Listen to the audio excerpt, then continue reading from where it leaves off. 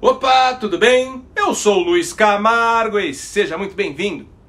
Hoje a nossa realidade é a seguinte: uma quadrilha de criminosos voltou à cena do crime, todas as nossas liberdades fundamentais estão sendo solapadas gradativamente, nossa Constituição não existe mais, e agora, na mais alta corte de justiça, o psicopata da cabeça de ovo ganhou um reforço de peso para tocar o terror no país. Vocês não sabem como eu estou feliz hoje. Pela primeira vez na história deste país, nós conseguimos colocar na Suprema Corte desse país um ministro comunista, um companheiro da qualidade do Flávio Dino. Você pode estar pistola como eu estou. Você pode estar triste e completamente desesperançoso com o país. Mas surpreso, você não pode estar. O que aconteceu nesta quarta-feira era mais do que previsto. Surpresos ficaríamos se o resultado fosse outro. Em 48 horas foram liberados 10 bilhões em emendas. 10 bilhões que serviram para comprar as prostitutas indecisas da Casa Alta, para assim garantir o ingresso de Flávio Dino no STF. E quando falo prostitutas, não me refiro aos senadores governistas, mas me refiro única e exclusivamente aos membros do Centrão e da oposição que se venderam. Estes, nesta quarta-feira, não só votaram pelo ingresso de um comunista debochado e autoritário na Suprema Corte, mas também votaram pela dissolução do Poder Legislativo. Me refiro a covardes como o Sérgio Moro, por exemplo, que, como todo mundo sabe, seu mandato está por um triz. Com atenção às suas palavras, e nós vivemos um mundo polarizado. Eu fui até aí cumprimentá-lo. Acho que é um dever de cordialidade e civilidade. Vossa Excelência me perguntou algo, eu achei graça e dei uma risada. Tiraram várias fotos, já está viralizando, né? Talvez o tal do mestrão não explicou para o Moro que o Dino no STF é o fim de qualquer cordialidade ou civilidade jurídica. Mas entre a desonra e a cassação de seu mandato, o ex-juiz da Lava Jato preferiu a desonra. E agora terá a cassação do seu mandato. Pode ter certeza que quando estiver sentado em sua cadeira especial com pés reforçados e trajando sua toga extra large, Flávio Dino será implacável com aquele que colocou seu padrinho na cadeia.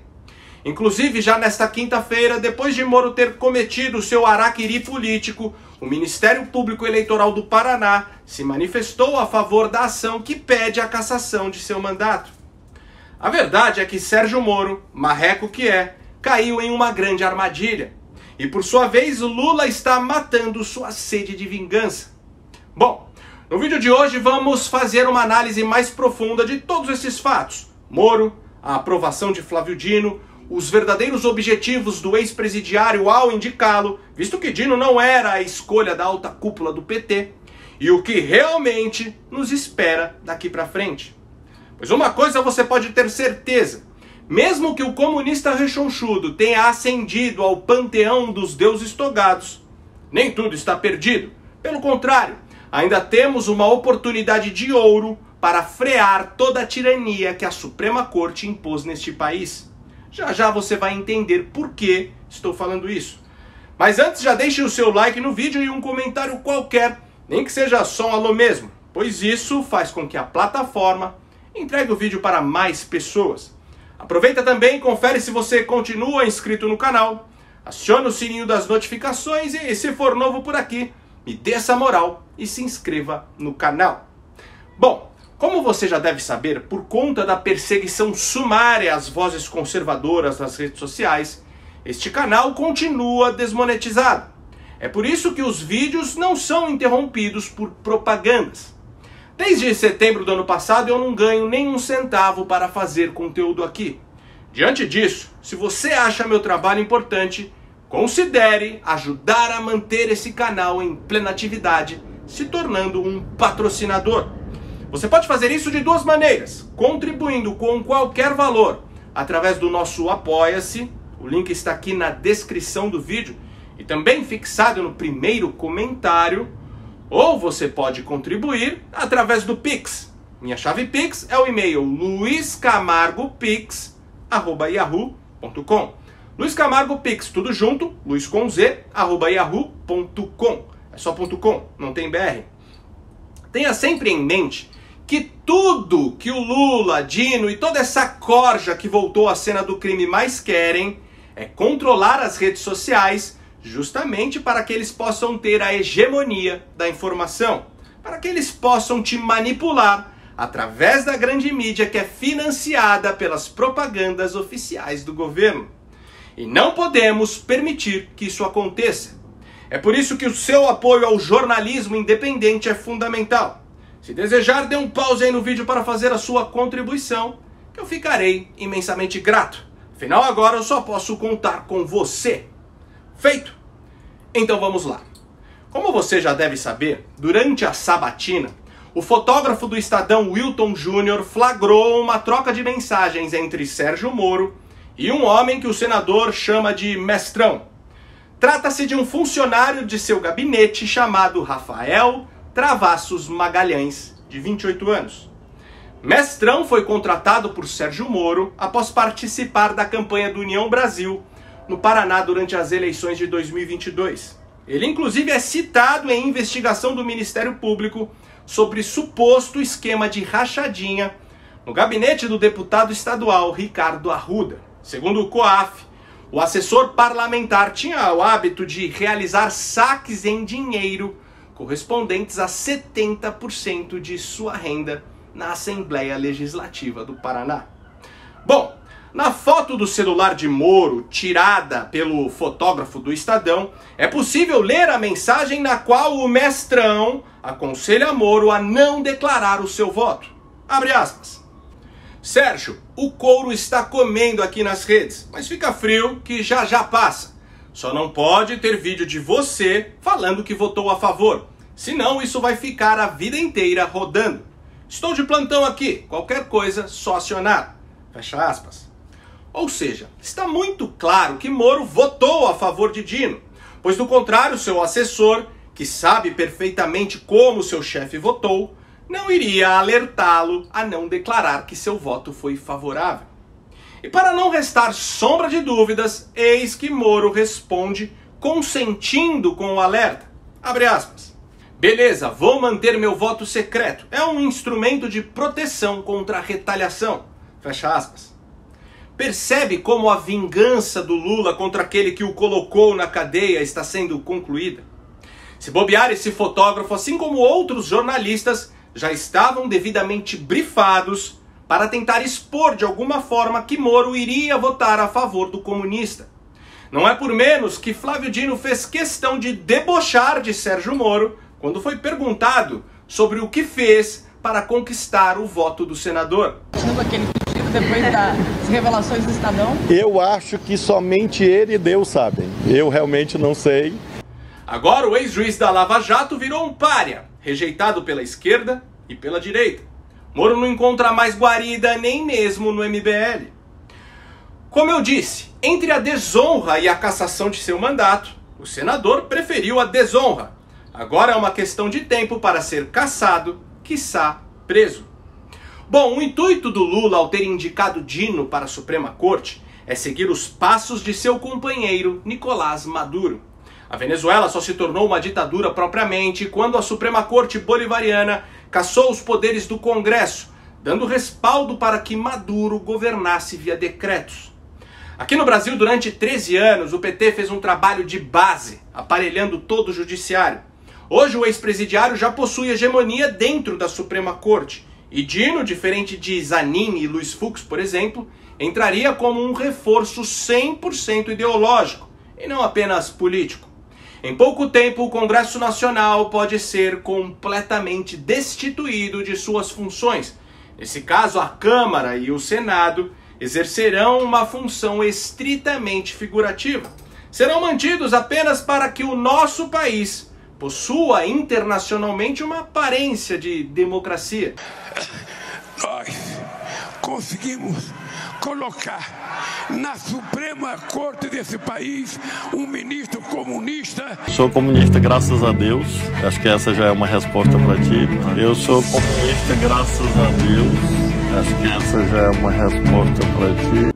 Você percebe o perigo que é termos um ministro terrivelmente comunista em uma Suprema Corte ativista que concede poderes ilimitados aos seus integrantes? Mas é claro que tudo isso tem método.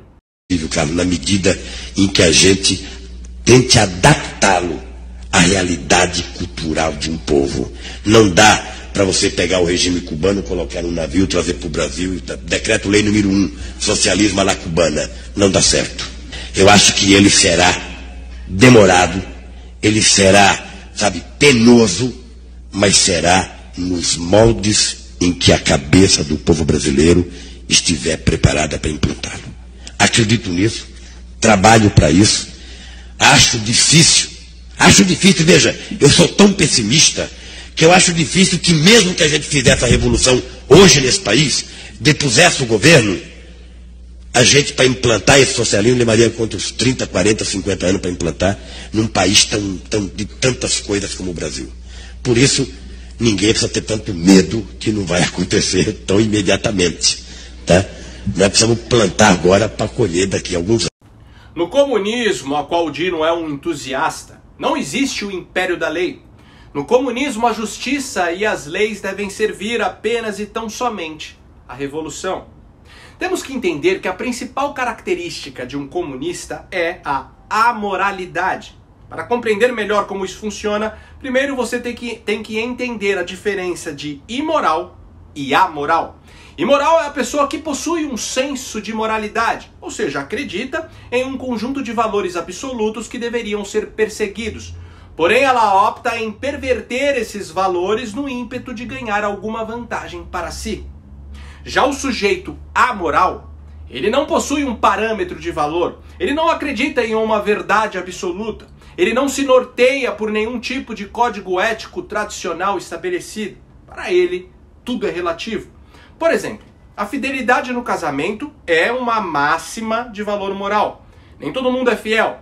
Qualquer um pode trair a sua esposa ou seu marido por diversos motivos. Mas a fidelidade no casamento jamais será um valor relativo, independente do que ocasione a traição.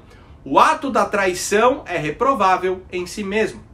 Então, em um caso de imoralidade, o camarada trai a sua esposa sabendo que isso é uma atitude errada, mas resolve trair mesmo assim para satisfazer um desejo seu. E em um caso de amoralidade, o camarada casado tem uma relação sexual extraconjugal, mas faz isso com a consciência limpa, crendo que essa atitude não aviltou nenhum tipo de valor. Como falei, o amoral não se pauta em verdades absolutas que estão acima dele. Ele tem os seus objetivos como medida de valor para todas as coisas. O comunista tem como medida de valor para todas as coisas o ideal revolucionário. E é esse projeto que vai nortear a sua vida. Por exemplo, para o comunista, uma pessoa boa não é aquela que segue o código ético a qual conhecemos, mas sim aquela que contribui mais para a causa do partido. E se para isso tal pessoa precisar mentir, enganar, roubar ou matar, nem que seja mais de 200 milhões de seres humanos como fez Mao Tse-tung, não importa. Essa pessoa não deixará de ser boa, pois para eles todo valor é relativo. A única coisa que é absoluta é a causa revolucionária.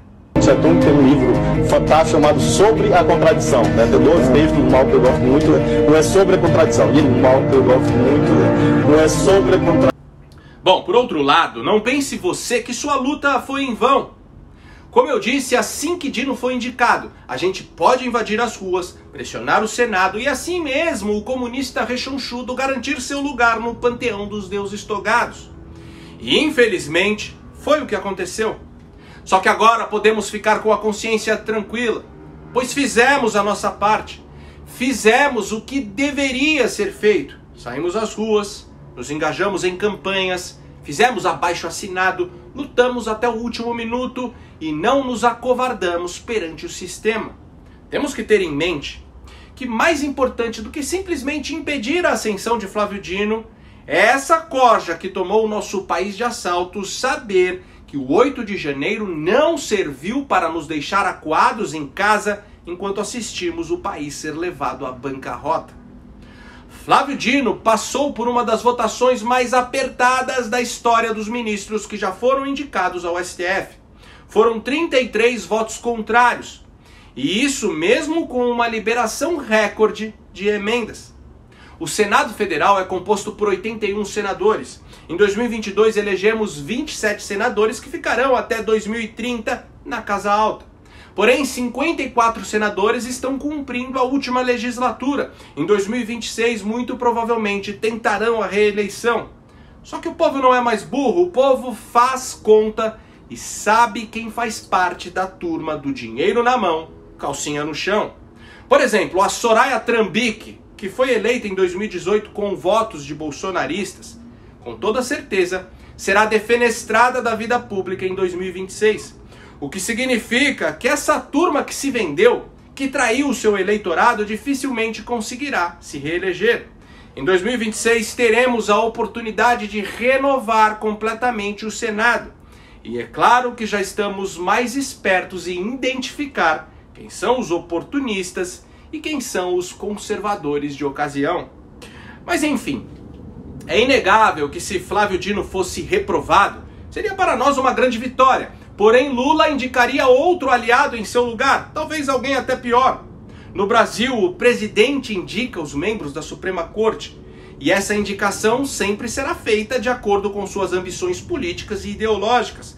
Temos na presidência um vagabundo comunista, não tem como fugir disso.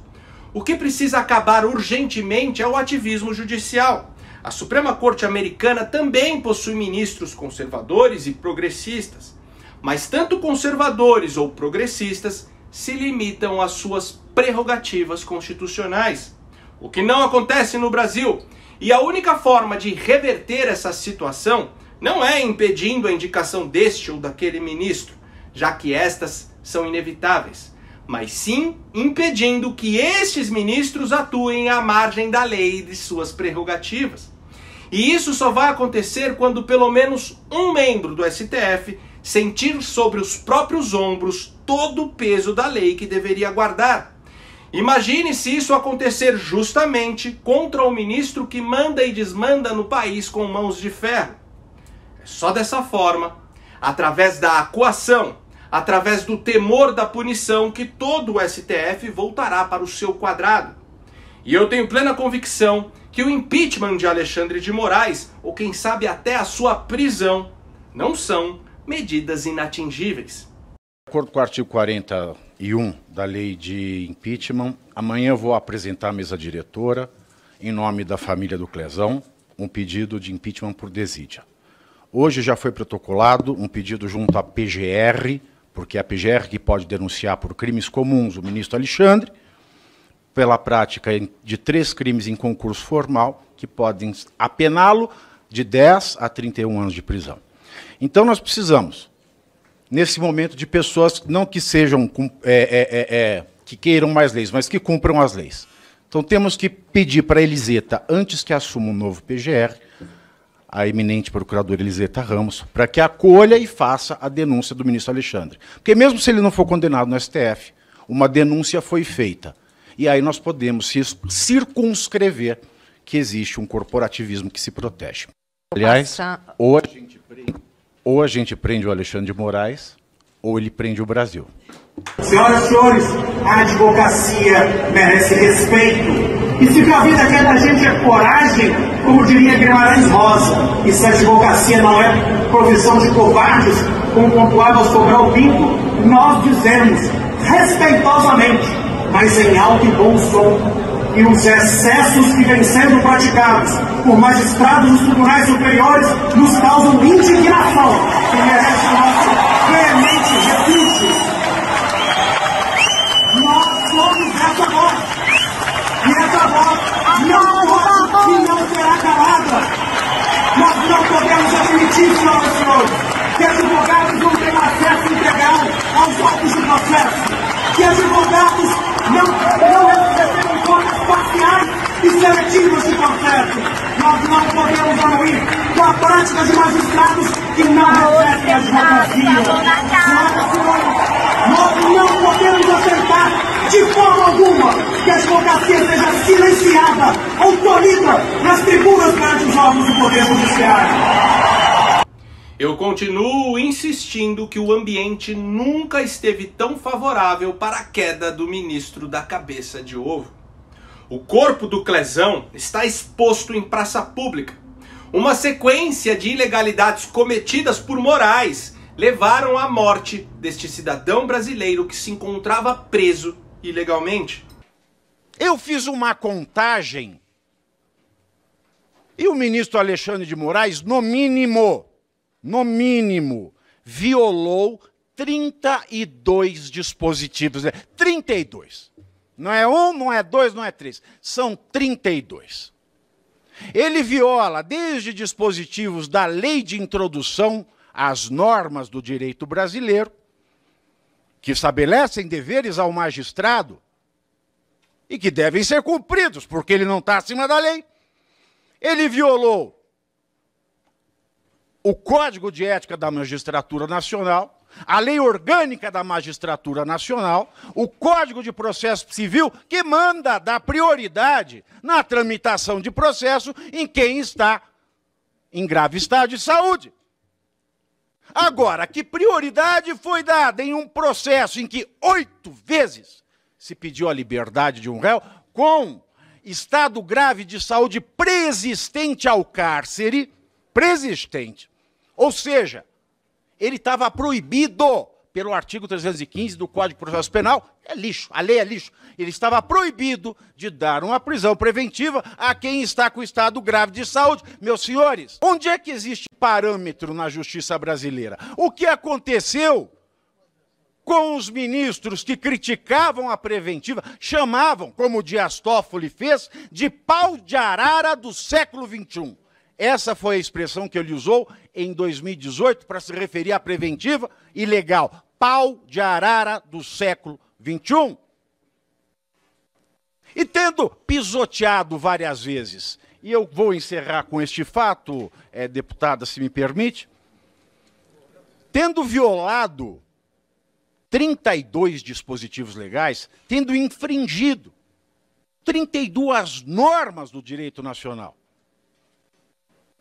a conduta omissiva, ou seja, o menosprezo, o desprezo do ministro Alexandre de Moraes quanto a um pedido de liberdade provisória para uma preventiva que já era ilegal, porque não poderia ter sido decretada em razão do 315, em razão do parágrafo único do 316, a conduta omissiva, o silêncio, o ignorar, o menosprezo de Alexandre de Moraes quanto ao pedido avalizado pela Procuradoria-Geral da República, avalizado. A Procuradoria-Geral da República não só reconheceu o estado de saúde grave, bem como a ilegalidade da preventiva naquele momento.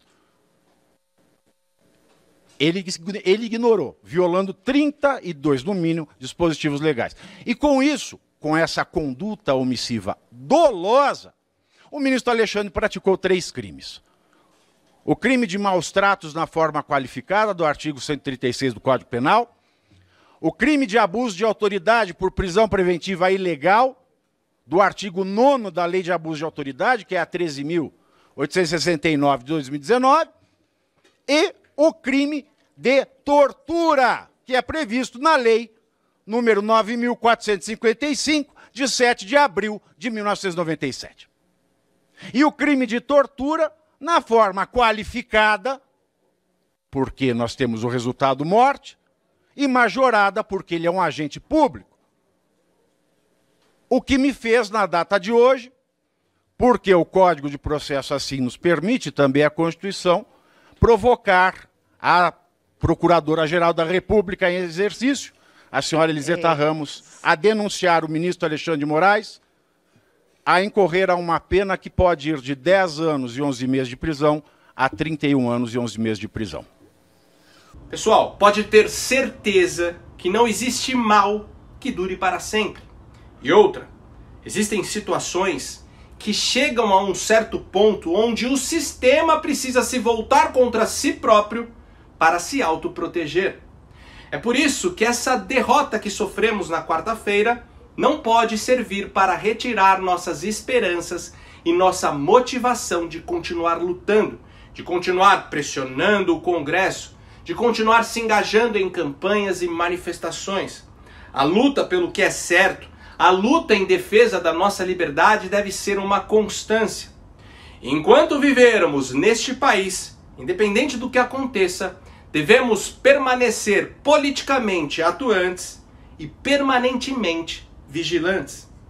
Se você gostou desse vídeo e acha esse tipo de conteúdo importante, ainda mais com toda essa perseguição às vozes conservadoras, considere, de verdade, ajudar a manter esse canal em plena atividade. Pode ser com qualquer valor. Minha chave Pix é o e-mail luiscamargopix@yahoo.com. Luiz Camargo Pix, tudo junto, Luiz com Z, @yahoo.com. Não tem BR. Ou se preferir, o link do nosso Apoia-se está aqui na descrição do vídeo. No mais, curte e compartilha ao máximo esse vídeo. Não esquece de deixar aquele comentário esperto para ajudar na relevância. E me segue em todas as redes sociais. Instagram, Twitter, Facebook, no Telegram e no Rumble. @Luiz Camargo Vlog. Então até o próximo vídeo. Valeu!